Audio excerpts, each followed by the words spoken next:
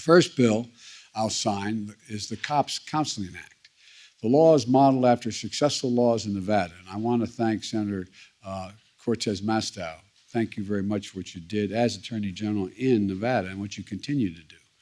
My good friend Senator Leahy, who's been working on these things for a long time, and Todd Young and Tom Tillis, Representative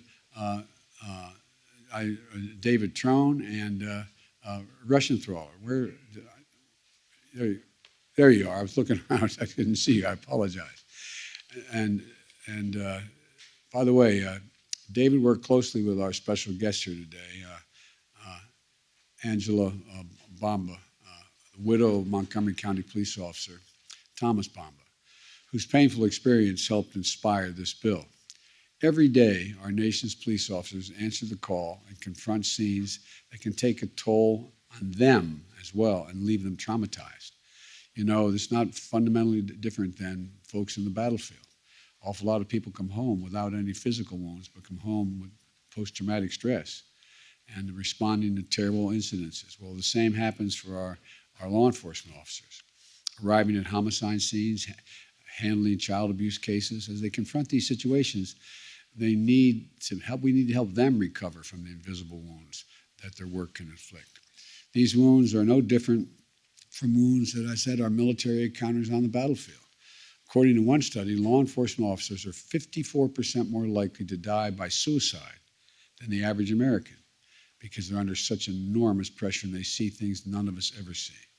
The vast majority of law enforcement officers tell us that peer support programs are the most helpful mental health resource there is.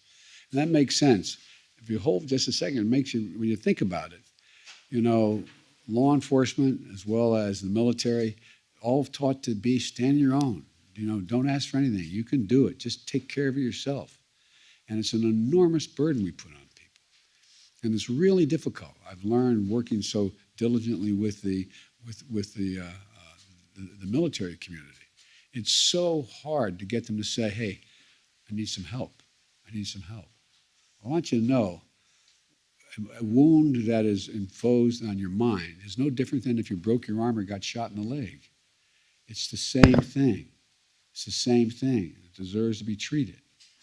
And it deserves the respect that goes along with that. Because the strongest support and the best guidance often come from someone who has walked in their shoes. However, many officers don't access peer support because they have concerns about privacy and confidentiality.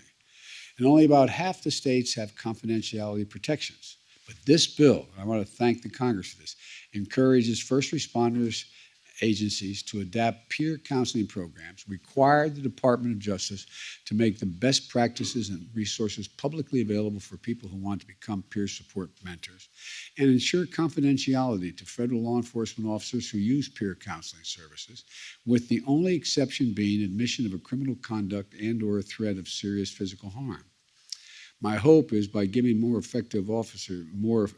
officers access to confidentiality and high-quality mental health resources, we're going to reduce the stigma around seeking help and lead to better policing and prevent suicides.